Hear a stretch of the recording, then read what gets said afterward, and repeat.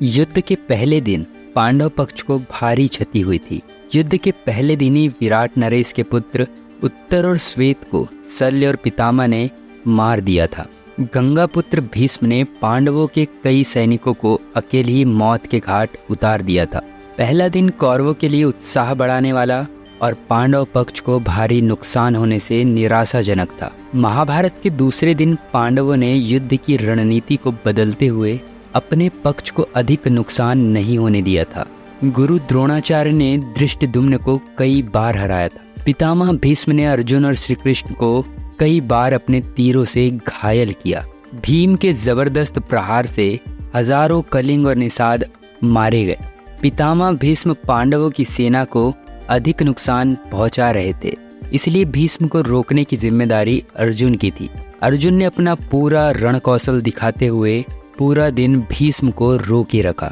युद्ध के तीसरे दिन भीम ने अपने पुत्र घटोत्कच के साथ मिलकर युद्ध लड़ा। इसके परिणाम स्वरूप दुर्योधन की सेना को युद्ध से भागना पड़ा। इसके बाद पितामह भीष्म पांडव सेना को क्षति पहुंचाते हैं और भीषण संहार मचा देते हैं। श्री कृष्ण यह देखकर अर्जुन को भीष्म का वध करने को कहते हैं, लेकिन अर्जुन अपना उत्साह खो देते हैं और युद्ध नहीं कर पाते। इसे देखकर श्री कृष्ण स्वयं ही भीष्म को मारने के लिए दौड़ पड़ते हैं। तब अर्जुन श्री कृष्ण को उनकी प्रतिज्ञा याद दिलाते हैं कि वो इस धर्म युद्ध में शस्त्र का इस्तेमाल नहीं करेंगे, और अर्जुन श्री कृष्ण को विश्वास दिलाते हैं कि वह पूरी उत्साह से युद्ध लड़ेगा। चौथे दिन कौरवों की सेना पर अर्जुन भारी पड़ जाता है। भीम ने भी कौरव सेना की अच्छी तरह से धुलाई की। यह देख दुर्योधन ने अपनी गज सेना भीम को मारने के लिए भेजी, लेकिन अति विशालकाय घटोत्कच के साथ मिलकर भीम ने उन सबको यमलोक पहुंचा दिया। दूसरी तरफ भीष्म से अर्जुन का भयंकर युद्ध हो रहा था। युद्ध के 5वें दिन पितामह भीष्म पांडव सेना में खूब नुकसान पहुंचा रहे थे। भीष्म को रोकने के लिए एक बार फिर अर्जुन और भीम ने उनसे लोहा लिया। दूसरी तरफ पांडव सेना में सात्यकी ने गुरु द्रोणाचार्य से पूरा दिन युद्ध किया और उनको रोके रखा। अंत में पितामह भीष्म द्रोणाचार्य की मदद के लिए आए और उन्होंने सात्यकी को युद्ध से भागने के लिए मजबूर कर दिया था। युद्ध के 6ठे दिन भी दोनों पक्षों के बीच बहुत भयंकर युद्ध हुआ। दुर्योधन क्रोध की सीमा लांघता रहा और भीष्म उसे आश्वासन देकर शांत करते रहे, और उस दिन भीष्म ने पांचाल सेना का संहार कर दिया। युद्ध के 7वें दिन अर्जुन कौरव सेना पर भारी पड़ जाता है। धृष्टद्युम्न दुर्योधन को युद्ध में करारी हार देता है और अर्जुन का पुत्र इरावन विंद और अनुविंद को हरा देता है। दिन के अंत में भीष्म पांडव सेना पर जबरदस्त प्रहार कर देते हैं। 8वें दिन भी भीष्म पांडव सेना को मुश्किल में डाले रहते हैं। दूसरी तरफ भीम धृतराष्ट्र के 8 पुत्रों का वध कर देता है। राक्षस अम्बलुस अर्जुन के पुत्र इरावन का वध कर देता है। घटोत्कच दुर्योधन को अपनी माया से उलझा के रखता है।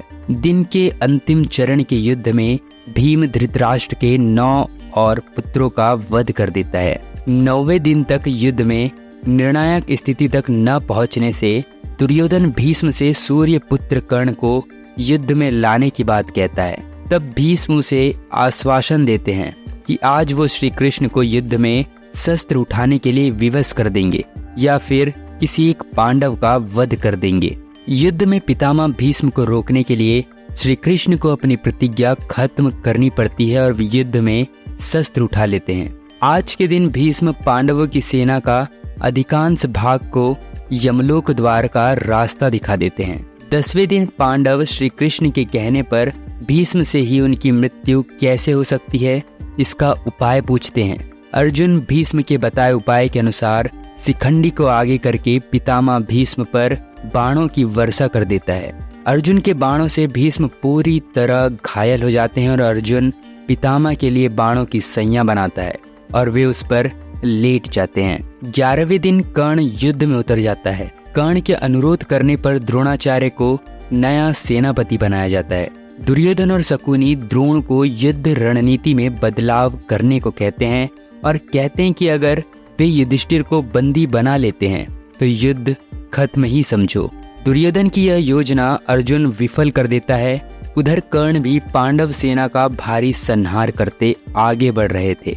12वें दिन युधिष्ठिर को बंदी बनाने के लिए शकुनी और दुर्योधन अर्जुन को युधिष्ठिर से काफी दूर भेजने में कामयाब हो जाते हैं, लेकिन अर्जुन खतरा भांप लेता है और शीघ्र ही युधिष्ठिर के पास पहुंचकर युधिष्ठिर को बंदी बनाने से बचा लेता है।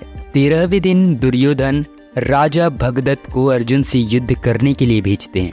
भगदत्त भीम को युद्ध में हरा देता है और उसके बाद अर्जुन के साथ युद्ध करता है। श्री कृष्ण भगदत्त के वैष्णवास्त्र वार को अपने ऊपर लेकर अर्जुन की रक्षा करते हैं। अर्जुन भगदत्त की आंखों की पट्टी तोड़ देता है, जिससे उसे कुछ भी दिखाई नहीं देता।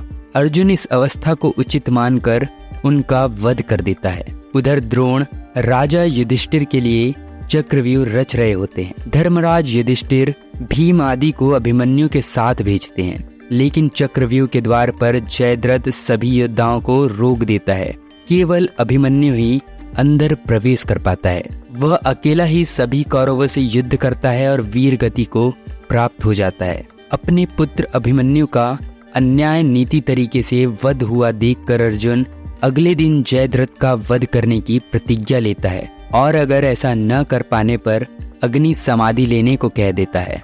युद्ध के 14वें दिन अर्जुन की अग्नि समाधि वाली बात को सुनकर कौरव जयद्रथ को बचाने की योजना बनाते हैं। द्रोणाचार्य जयद्रथ को बचाने के लिए उसे सेना के पिछले भाग में छिपा देते हैं, लेकिन श्री कृष्ण द्वारा किए गए सूर्यास्त के कारण जयद्रथ बाहर आता है और अर्जुन उसका वध कर देता है। इसी दिन द्रोणाचार्य द्रुपद और विराट को मार देते हैं। युद्ध के 15वें दिन पांडव छल से द्रोणाचार्य को अश्वत्थामा की मृत्यु का विश्वास दिलाते हैं, जिससे निराश होकर द्रोण समाधि ले लेते हैं। इस दशा में धृष्टद्युम्न द्रोण का सिर काटकर वध कर देते हैं। युद्ध के 16वें दिन कर्ण को कौरव सेनापति बनाया जाता है। इस दिन वह पांडव सेना का भयंकर संहार करते हैं। कर्ण नकुल सहदेव को हरा देता है, लेकिन कुंती को दिए वचन के कारण उन्हें मारता नहीं है। भीम दुशासन का वध कर देता है और उसकी छाती का रक्त पीता है। 17वें दिन कर्ण भीम और युधिष्ठिर को हरा देता है, लेकिन कुंती को दिए वचन के कारण उन्हें भी नहीं मारता। युद्ध में कर्ण के रथ का पहिया भूमि में धंस जाता है। तब कर्ण पहिया निकालने के लिए नीचे उतरता है और उसी समय श्री कृष्ण के कहने पर अर्जुन कर्ण का वध कर देता है। फिर शल्य प्रधान सेनापति बने, जिसे युधिष्ठिर मार देता है। महाभारत युद्ध के 18वें और अंतिम दिन भीम दुर्योधन के बचे हुए सभी भाइयों को मार देता है और सहदेव शकुनी को मार देता है। अपनी पराजय मानकर दुर्योधन एक तालाब में छिप जाता है, लेकिन पांडव द्वारा ललकारे जाने पर वह भीम से गदा युद्ध करता है। तब भीम छल से दुर्योधन की जंघा पर प्रहार करता है, इससे दुर्योधन की मृत्यु हो जाती है। इस तरह पांडव विजयी हो जाते हैं। तो यही था महाभारत युद्ध के 18 दिन का हाल। अगर वीडियो पसंद आई हो तो वीडियो को लाइक और चैनल को सब्सक्राइब अवश्य करें। मिलते हैं एक और नए वीडियो के साथ, तब तक के लिए बी सेफ। जय हिंद, धन्यवाद।